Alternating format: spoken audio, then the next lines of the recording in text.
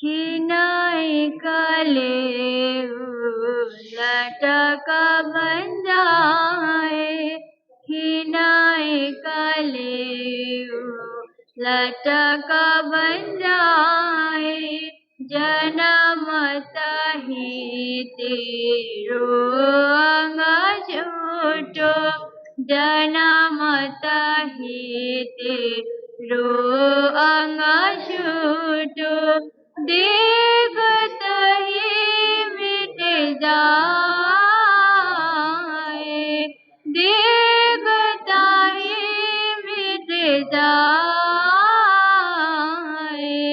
खिनाई कली लटक बन जाए, खिनाई कली लटक बन जाए, रे जीवनी माखा के नाटक में तू, रे जीवनी माखा के नाटक में तू, रायो क्यों बिलमाए,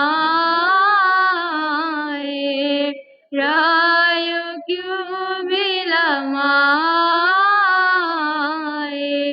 देखता ही चली जात बाजी, देखता ही चली जात बाजी, भूलत क्यों प्रभु पाए, भूलत क्यों प्रभु पाए, खिनाई कली लटक बन जाए, खिनाई कली लटक बन जाए, आपक पृथ्वी पाति कहावे, आपक पृथ्वी पाति कहावे, ऐसे केते गाय बजाए, ऐसे केते गाय बजाए, अमर पूर्ण सिरदार कहे, अमर पूर्ण सिरदार कहिए, कालन छोड़त ताए, कालन छोड़त ताए, खिनाई कली लटक बन जाए, खिनाई कली लटक बन जाए, जीवर चतुर्मुख को छोड़त नाही, जीवर चतुर्मुख को छोड़त नाही, जो करता श्री श्री कहलाए, जो करता श्री श्री कहलाए, चारों तरफ जाग दिलों का, चारों तरफ जाग दिलों का, काल पहुँचे आए, काल पहुँचे आए, खिनाई कली लटक बन जाए, खिनाई कली लटक बन जाए, पावन पानी आकाश धीमी, पावन पानी आकाश धीमी, जुआगी ना जोत बुझाए, जो आगी ना जोत बुझाए, अवसर सुजान के तू, अवसर सुजान के तू, प्राण प्रति लौलाए, प्राणपति लौलाए, खिनाई कली लटक बन जाए खीना एक लटक बन जाए देख न कोई खेल खीन को देख न कोई खेल खीन को ले जाता लपटाए ले जाता लपटाए ममत रुधिर मितासु ममत रुधिर मितासु उपजत जाकी इच्छाए उपजत जाकी इच्छाए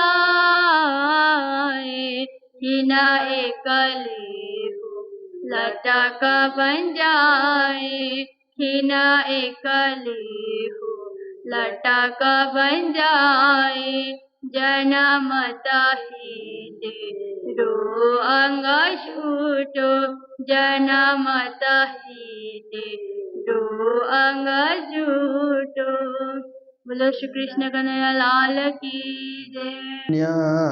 निरंजन कुरान पुराण रे वेद कतेबों किए अर्थ सबे निरधार टाली उर्जन लोक चौदे की मूल काढ़्यो मोह अहंकार मूल काढ़्यो मोह अहंकार। बोलो कृष्ण कन्हैया लाल की श्री निजानंद स्वामी की श्री प्राणनाथ प्यारे की महारानी बाईजुराज की महाराजा छत्रसाल की गुरुजी मंगलदास महाराज की श्री कृष्ण प्रणामी धर्म की तीनों पुरी धाम की सर्व सुंदर साथ की सुन्ना निर्गुणा निरंजना प्रणाम। उपस्थित धर्म प्राण शिरोमणि सुंदर साथ जी, माताएं बहनें भाइयों, बहुत सुंदर ज्ञान सुंदर अवसर सुंदर नाम सुंदर चर्चा सर्वत्र सुंदर ही सुंदर। तो देखिए संसार के अंतर्गत 3 प्रकार का ज्ञान होना चाहिए। एक है व्यवहारिक ज्ञान, दूसरा है सैद्धांतिक ज्ञान, तीसरा है आध्यात्मिक ज्ञान। देखिए व्यवहारिक ज्ञान है कि हमें कैसे चलना कैसे बोलना कैसे रहना कैसे व्यवहार करना कैसे लेन देन करना, ये भी सीखना बहुत जरूरी होता है। और जो व्यक्ति व्यवहारिक ज्ञान जानता है उसको व्यवहार कुशल कहा जाता है। ऐसे लोगों के घर में आप जाएंगे ना तो आपको खुश करके भेज देगा। आप पहुंचते ही बैठने के लिए जगह देगा, आइए बैठिए विराजमान हो जाइए, फिर पानी पिलाएगा, चाय पिलाएगा, ठंडा पिलाएगा। ये व्यवहार है। व्यवहार सीखना आप देखिए। और बोली भी सीखी जाती है। बोली तो जन्म से हमारे पास है। परमात्मा ने मनुष्य को वरदान दिया बोली बोलने के लिए। जानवर नहीं बोल सकते हैं। जानवर के पास आवाज तो है, आवाज निकालते हैं जानवर, पर बोली नहीं है, भाषा नहीं है उनके पास। मनुष्य के पास भाषा है। इसीलिए भाषा से वो एक दूसरे को समझने की कोशिश करता है। एक दूसरे के भाव को बोली के द्वारा भाषा के द्वारा आदान प्रदान किया जाता है ना। तो उस बोली को भी व्यवहारिक बनाना। कभी कभी कुछ लोग ऐसी बोली बोल देते हैं कि कटाक्षपूर्ण बोली बोलते हैं। तो कटु वचन कहते हैं ना, एक मधुर वचन है, एक कटु वचन है। तो मधुर वचन में क्या होता है, सबको आनंद आता है, सबको खुशी होती है, सब प्रसन्न रहते हैं।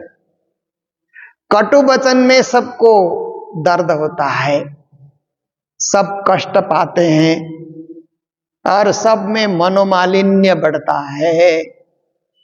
इसलिए व्यवहार कुशलता में बोली की भी कुशलता, लेन देन की भी कुशलता। बहुत सारे लोग क्या होते हैं कि लेने का मौका आता है तो ऐसी मीठी बोली बोलते हैं कि लगता है कि इससे कोई अच्छा आदमी दुनिया में है ही नहीं।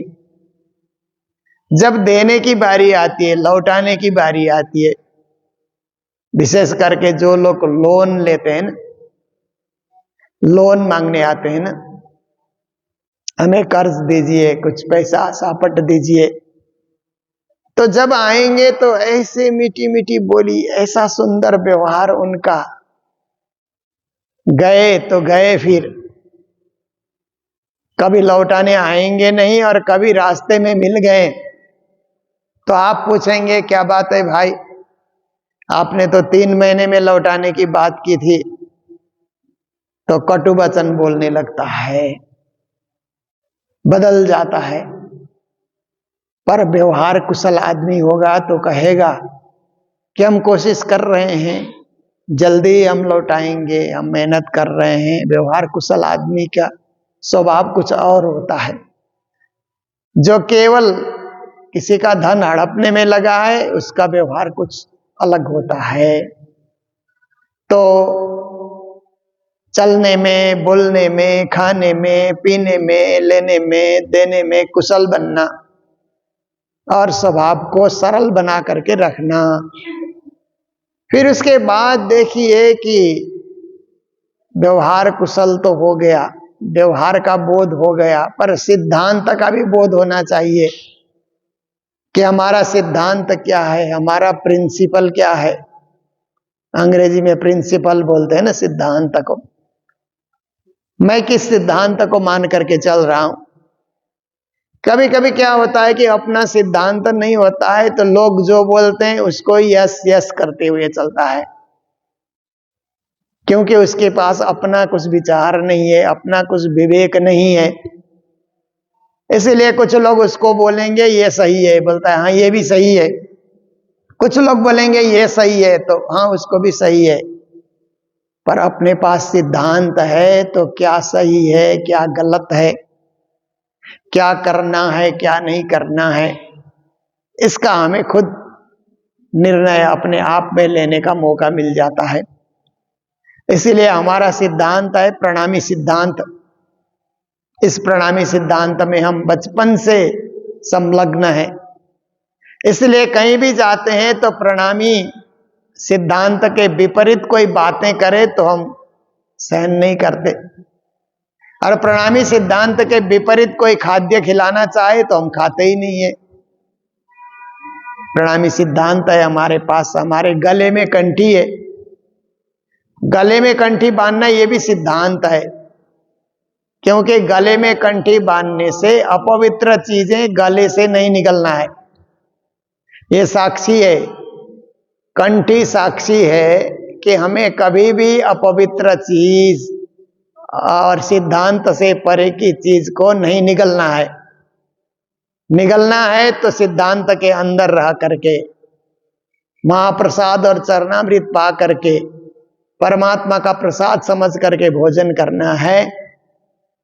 फिर गले में कंठी है, इसका मतलब क्या है, हमें झूठ नहीं बोलना है, क्योंकि गले में कंठी है, चोरी नहीं करनी है, गले में कंठी है। देखिए कितना बचाव होता है ना, अगर कंठी का महत्व हम समझें तो बहुत कुछ बचाव हो जाता है। नहीं नहीं, ये हमारा सिद्धांत नहीं है, सिद्धांत विपरीत है ये। ऐसे तत्काल निर्णय लेने के लिए हमें मौका मिलता है।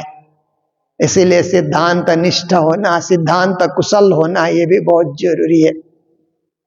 और तीसरे नंबर में जाकर के अध्यात्म निष्ठ होना, जो प्राणनाथ जी की वाणी में अध्यात्म है, ज्ञान है, गहराई है, क्षर अक्षर अक्षरातीत का परिचय है, अक्षरातीत पूर्ण ब्रह्मा के परम धाम की पूरी व्याख्या है। तो उस सिद्धांत में और उस दर्शन में टिके रहना, उस अध्यात्म में टिके रहना। आप देखिए, अध्यात्म सुनाने वाले कितने लोग मिल जाते हैं ना। आज तो कलियुग है, तो कलियुग में क्या है कि अंधविश्वास में डालने वाले ज्यादा लोग मिल जाते हैं।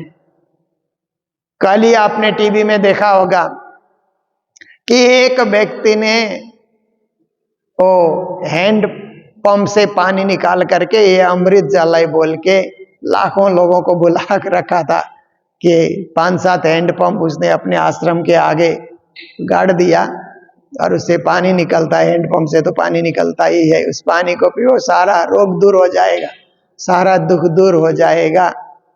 अपना चला रहा था। आप देखिए 1.5 लाख 2 लाख लोग उसको सुनने आते थे और उसी को भोले भगवान भी मानते थे। तो कितने 116 लोग मारे गए ना उसमें, भगदड़ मची। गुरु निकल करके चला गया तो उसकी चरण धूल लेने के लिए, वो भी अंधविश्वास है। तो अंधविश्वास को ही कई लोग धर्म मानते हैं क्योंकि सिद्धांत उनके पास नहीं है।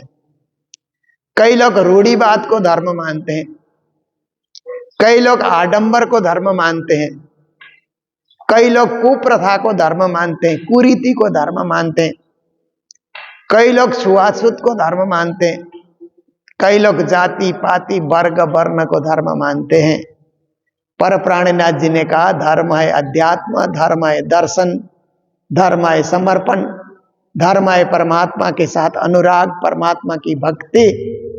आडंबर के पीछे नहीं भागना चाहिए, चमत्कार के पीछे नहीं दौड़ना चाहिए और अंधविश्वास को धर्म नहीं मानना चाहिए। अंधविश्वास अंधभक्ति है, उसके पीछे कभी नहीं जाना चाहिए। आंख खोल करके देखना चाहिए कि क्या सही है क्या गलत है। हमारे लिए अमृत पान क्या है? राज्य का सुबह पूजा करके जो चरणामृत तैयार करते हैं ना, वही हमारे लिए अमृत पान है। अब बाकी कोई कितना ही बड़ा अमृत पिलाए, हमारा सिद्धांत कहता है कि यही जमुना जल है। हमारा वाला जी चलो जमुना जल छीलिए, पाट घाट के देवरी में जा, रामत कीजे राज, रत्न जड़ित के महल में बालो कीजे रंग विलास। देखिए वो जमुना जल हम भक्ति करके परम धाम के जमुना जल को स्मरण करके अपने पूजा में ही वो जमुना जल हम लोग तैयार करते हैं। भावना से, भावना वहां जुड़ जाती है तो वहां की शक्ति उतर आती है। तो इस प्रकार से सिद्धांत निष्ठ होना और अध्यात्म निष्ठ होना, व्यवहार कुशल होना, यही धर्म की विशेष शिक्षा होती है। और ऐसे ही कई सारी शिक्षाएं प्राणनाथ जी अपनी वाणी के माध्यम से हमें प्रदान करते हैं, जो नित्य प्रति मंगल धाम में हम लोग प्रातः काल वाणी चर्चा के दरमियान में इन सब बातों को सुनते हैं, ग्रहण करते हैं, जीवन को पावन बनाते हैं, पवित्र बनाते हैं, सारगर्भित बनाते हैं, अर्थपूर्ण बनाते हैं। तो हमारा प्रसंग तो वही चल रहा है, सदगुरु मेरा श्याम जी मैं ऐनी से चरने रहूं। इसी प्रकरण को हमने पूरा किया और ये प्रकरण पूरा होते ही हमारे सामने आया धनी जी ध्यान तुम्हारे रे। ये प्रकरण हमारे सामने चल रहा है। तो ये सब प्रकरण प्राय एक जैसे हैं और इसमें प्राणनाथ जी जब हरिद्वार में थे उस समय उतरी हुई चौपाइयां हैं, उस समय के ये जो है प्रणयन किए गए प्रकरण हैं। तो आज की चौपाई में श्री जी महाराज कहते हैं सुन्न निर्गुण निरंजन देखे वैकुंठ निराकार। देखे जितने भी मत संप्रदाय पंथ वाले हैं सब कोई कहते हैं कि भगवान शून्य है, निराकार से साकार की उत्पत्ति हुई। ये मान्यता सर्वत्र है। बड़े बड़े विद्वान भी मिलते हैं, बड़े बड़े जानकार तपस्वी, पर सब में एक मान्यता है कि निराकार से ही साकार की उत्पत्ति हुई। पर प्रणामी सिद्धांत में प्राणनाथ जी महाराज कहते हैं कि सच्चिदानंद ब्रह्म से सब चीज की उत्पत्ति हुई है। ब्रह्म निराकार नहीं है, ब्रह्म सत चिद आनंद स्वरूप है। वो अपने धाम में विराजमान होते हैं और उनकी सत्ता के द्वारा, उनकी शक्ति के द्वारा अक्षर ब्रह्म सृष्टि रचते हैं। शून्य की सृष्टि हो या जगत की सृष्टि हो, 14 लोक की सृष्टि हो, जो कुछ भी सृष्टि है, ये सारी की सारी सृष्टि सच्चिदानंद ब्रह्म के प्रभाव से रची गई है। शून्य से सब कुछ नहीं होता है।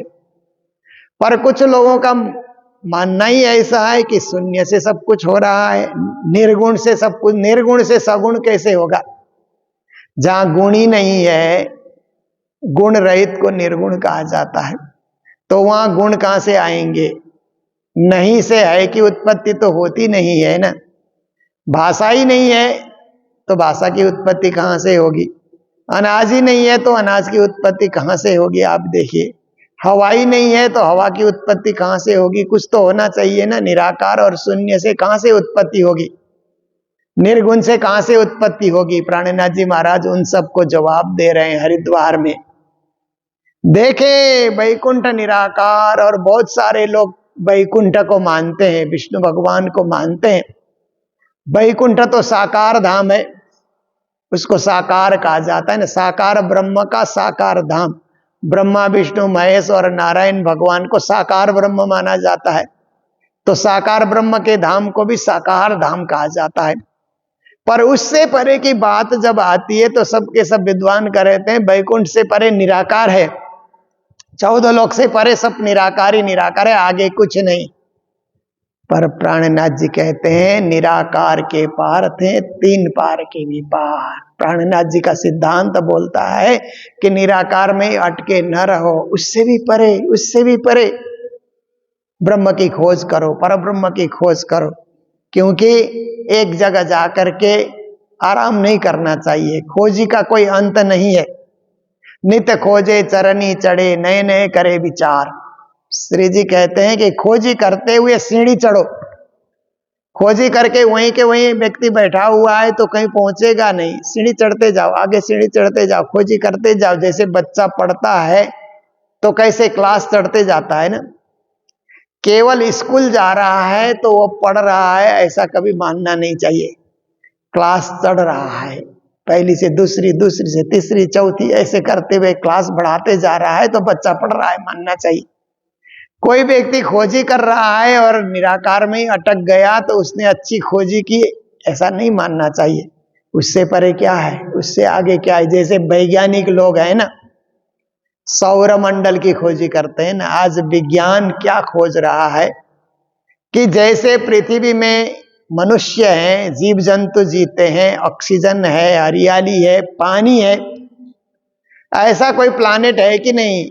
ये सौर मंडल में इस प्रकार का कोई प्लानेट होना चाहिए, क्योंकि बाकी जितने भी प्लानेट है वहां तो चट्टान ही चट्टान है, वहां कोई उपजाऊ नहीं है, वहां कोई लाइफ नहीं है, वहां कोई जिंदगी नहीं है, कीड़े मकोड़े भी नहीं है, पीने के लिए पानी भी नहीं है और सांस लेने के लिए ऑक्सीजन भी नहीं है।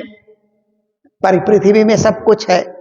तो सृष्टि में एक ही प्लानेट, एक ही पृथ्वी ऐसे बना कि जिसमें तो सब कुछ सुविधा है और आगे कहीं तो होना चाहिए।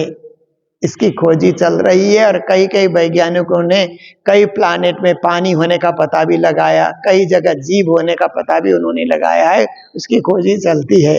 तो देखिए, खोजते हैं तो कुछ पाते हैं ना।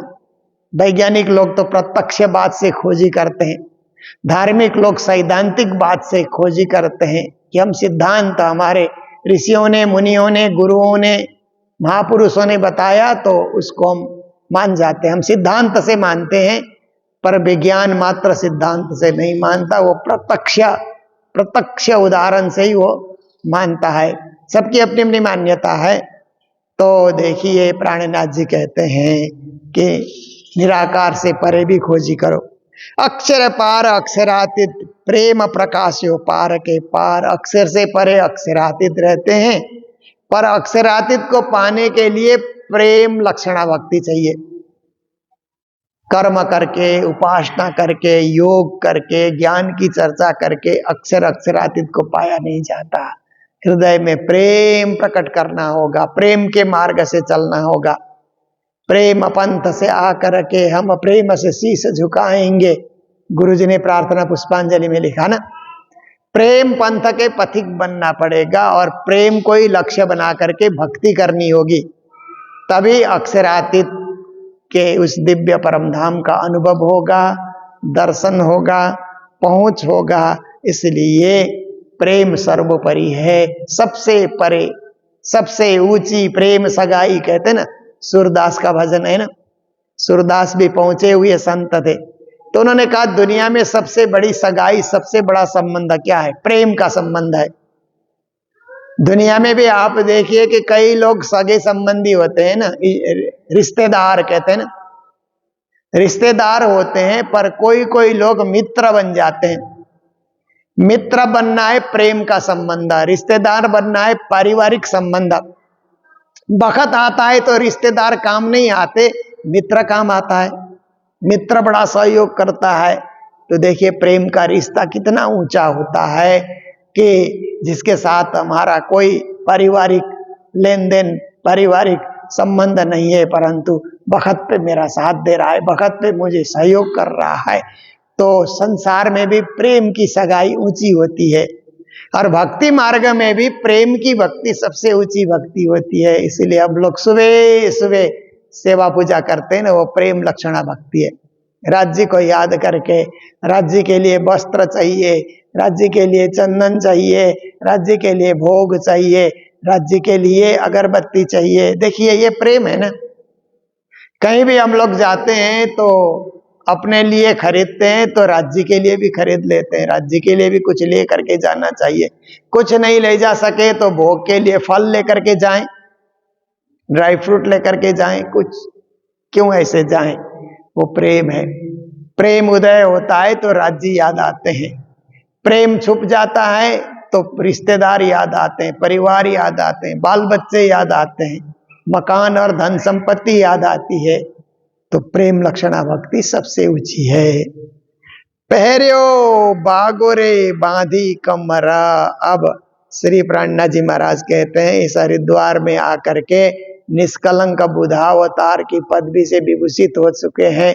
हरिद्वार के मेले को शांति पूर्वक उन्होंने पूर्ण कर लिया है, प्राणनाथ जी के ज्ञान से सब अभिभूत हुए हैं। तो पहरियो बागो कहते हैं मैंने बागा धारण किया, बागा मतलब वस्त्र को कहते हैं। तो ज्ञान का वस्त्र मैंने धारण किया, तारतम ज्ञान का वस्त्र प्राणनाथ जी ने धारण किया। कमर कसी, कमर बांधी, कमर बांधने का अर्थ है हिम्मत करना। जैसे आप देखिए ना, कभी कभी स्टेशन में आते हैं ना, आप उतरते हैं रेलवे स्टेशन में, तो 4-5 आपके सामान होते हैं, तो वहां कुल्ली लोग मिलते हैं, तो आप उससे बात करेंगे कि सामान उधर पहुंचा दोगे, तो बोलेगा हाँ। फिर उसके साथ क्या लोगे, कितना लोगे, तो बोलेगा 100 लेंगे, 200 लेंगे। 100 में तो कोई मानता ही नहीं आजकल, 200, 400, 500 भी बोल देते हैं। तो उतने के बाद उसके साथ जब बात हो जाती है और कितना लेगा वो पक्का पक्की करने के बाद फिर वो सामान उठाने लगता है, तो अपना साफा सिर से उतार करके कमर में बांधता है, क्योंकि 4-5 सामान उसको उठाना है ना। तो सिर पे 2 रख लेगा, कंधे में 1 रखेगा, इधर 1 रखेगा, हाथ में भी उठाता है तो आदमी है, वो भी हमारे जैसे आदमी है, पर उसने सामान ढोने का अभ्यास कर लिया। बचपन से बोझ ढोने का अभ्यास उसका हो गया। हम लोग तो इतना बोझ ढोएंगे तो कमर में दर्द, पीठ में दर्द, घुटन में दर्द शुरू हो जाता है, उसका अभ्यास है। जैसे कुश्ती लड़ने वाले अभ्यास करते हैं तो कुश्ती लड़ते हैं, कितने मार खाते हैं, फिर भी उनको कुछ होता ही नहीं है, जो जिसका अभ्यास बन गया। तो वो लोग सामान उठा करके ले आते हैं, पर सामान उठाने से पहले कमर कस लेते हैं ना, कमर बांध लेते हैं। उससे क्या है कि बल मिलता है उनको और काम करने के लिए क्षमता प्राप्त होती है। ऐसे ही श्री प्राणनाथ जी महाराज भी कहते हैं कि मैंने कमर कस लिया, मतलब हिम्मत जुटा लिया कि अब हरिद्वार के मेले में शास्त्रार्थ में सफल हो गए, तो अब हम मुगलों से भी शास्त्रार्थ करेंगे, जहां कहीं जो मिलेगा। अब हमने कमर कस लिया है कि बड़े बड़े राजा और बड़े बड़े शासकों को भी हम संदेश देंगे, किसी से डरने की बात ही नहीं है, क्योंकि हमने बागा भी धारण किया है तो तारतम का बागा है, और हिम्मत हमने कम इसके साथ कमर कस लिया है। अश्व उजले भय अश्वार। अब क्या है कि घोड़े में चढ़ करके लड़ाई लड़ने जाते हैं ना, जो लोग युद्ध में जाते हैं तो घोड़े, उस समय का साधन ही घोड़ा था। आजकल तो बड़े बड़े टैंकर में लोग टैंकर लेकर के जाते हैं, बड़े बड़े तोप लेकर के जाते हैं। उस समय घोड़े में जाते थे और तलवार से लड़ाई लड़ी जाती थी, वो भी घोड़े के ऊपर, ये भी बड़े बड़े लंबे लंबे तलवार से एक दूसरे को मरने मारने का युद्ध होता था। तो देखिए श्री प्राणनाथ जी महाराज कहते हैं हम भी एक घोड़े पे सवार हैं। ऐसे बीतक में घोड़े का नाम भी आता है, समद नाम का घोड़ा था जिसमें प्राणनाथ जी सवार हुए थे। पर यहाँ तो कहते हैं कि उजाला अश्व का अर्थ होता है सफेद कागज के ऊपर तारतम बाणी लिख देना। ये जो तारतम बाणी का उदय हुआ है ना, ये तारतम बाणी का उदय हुआ है विश्व को प्रकाश करने के लिए, विश्व को परमधाम का संदेश देने के लिए। तो सफेद कागज के ऊपर काले अक्षर से ये वाणी लिख देना, यही क्या है कि वस्त्र धारण करना है और उजले घोड़े पे सवार होना है। घोड़ा दौड़ता है, इसी तरह ये वाणी का भी विस्तार होता जाएगा, बढ़ता जाएगा। लोग पढ़ते रहेंगे, सुनते रहेंगे, अनुभव करते रहेंगे, जीवन में उतारते रहेंगे। होशी बड़ा मेला वर्ष एके। अभी तो हरिद्वार से प्राणनाथ जी चल रहे हैं, इसलिए होशी कहते हैं। होगा एक बहुत बड़ा मेला होगा, 1 साल तक चलेगा वो मेला। तो कौन सा मेला हुआ कि प्राणनाथ जी हरिद्वार से दिल्ली, दिल्ली से अब आमेर, कामापहाड़ी, आमेर, उदयपुर, फिर उज्जैन होते हुए औरंगाबाद, फिर लौट करके बुरहानपुर होते हुए प्राणनाथ जी महाराज आते हैं रामनगर। रामनगर से फिर पन्ना जाते हैं। पन्ना जाने के बाद छत्रसाल जी को जगाया जाता है। जगाने के बाद फिर 3 साल तक छत्रसाल जी को बुंदेलखंड की स्वतंत्रता के लिए लड़ने के लिए सहयोग करते हैं। बर विक्रम संवत 1744 आता है तो प्राणनाथ जी महाराज ने कहा अब जागनी रास की लीला होगी, 1 साल तक जागनी रास की लीला होगी। तो जागनी रास करने के लिए वृंदावन की तरह भूमि ढूंढा गया। तो बीजावर में एक नदी किनारे सुंदर भूमि वहां रास करने के लिए चुनी गई। तो वहां नारायण दास करके वहां के देखभाल करने वाले थे, उनके आग्रह पे प्राणनाथ जी सुंदर साथ की मंडली लेकर के बीजावर जाते हैं। 1 महीने का वहां पर जागनी रास। जागनी रास का अर्थ केवल नाचना नहीं है, गाना नहीं है, प्रवचन भी है, वहां ब्रह्म ज्ञान भी है, ब्रह्मानुभव भी है, ध्यान भी है, चितवनी भी है, विविध कार्यक्रम है वहां पर नाचना भी साथ में है, पूजा भी करना है, भोजन भी बनाना है, वितरण भी करना है, खाना भी है, खिलाना भी है, यावत चीज है, पर सब आनंद वर्धक। सब वहां आनंद विस्तार के लिए जागनी रास की लीला हुई।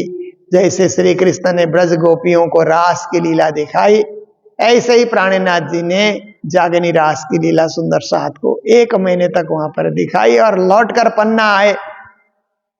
तो पन्ना में जो सुंदर साथ रह गए थे, जो चल नहीं सकते थे, कोई बूढ़े, कोई बीमार, कोई बच्चे, कोई महिलाएं, बहुत सारे सुंदर साथ ने प्राणनाथ जी को आग्रह किया कि श्री जी महाराज आपने बीजावर में जागनी रास दिखाया, हम वंचित रह गए, क्योंकि हमसे चला नहीं जाता, पहुंचा नहीं जाता। अब उसकी व्याख्या कोई कितने बार करके सुनाए, परंतु वास्तविक दर्शन तो हमें नहीं हुए। तो प्राणनाथ जी महाराज ने कहा वो लीला का तो शुभारंभ है बीजावर में। पन्ना में 1 साल तक जागनी रास का विस्तार किया जाएगा और सबको इसका अनुभव कराया जाएगा। बच्चा हो, विद्यार्थी हो, जवान हो, बूढ़ा हो, स्त्री हो, पुरुष हो, कोई भी हो, भावना से इस जागनी रास में सम्मिलित होंगे तो सबको जागनी रास का रस चखाया जाएगा।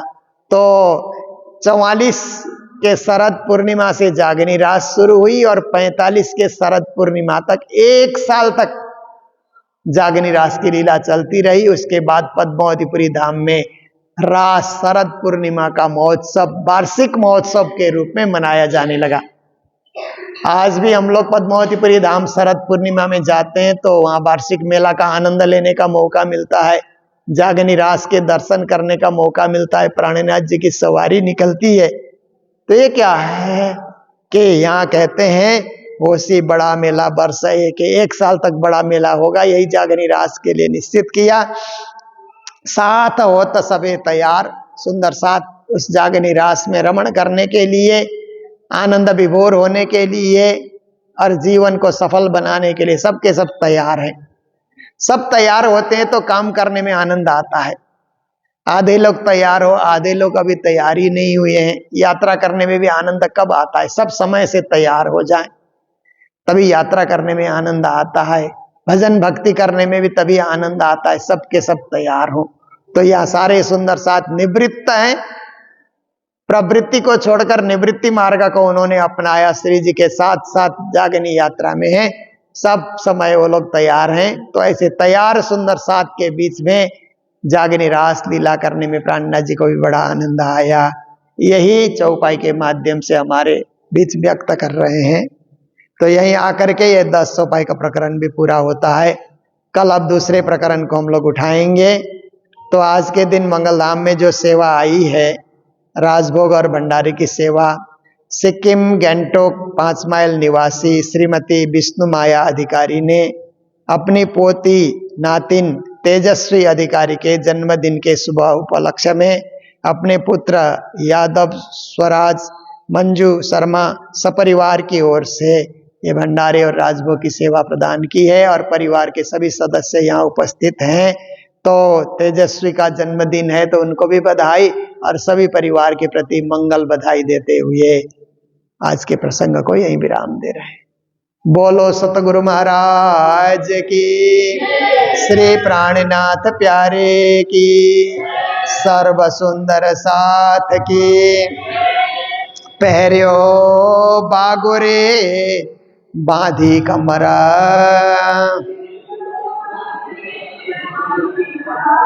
अश्व उजले भय अस्वार, होसी बड़ा मेला वर्ष के, साथ होत सबे तैयार,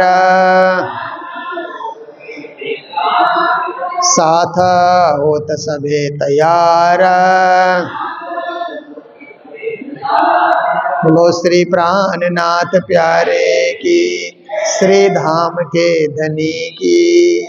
प्रणाम।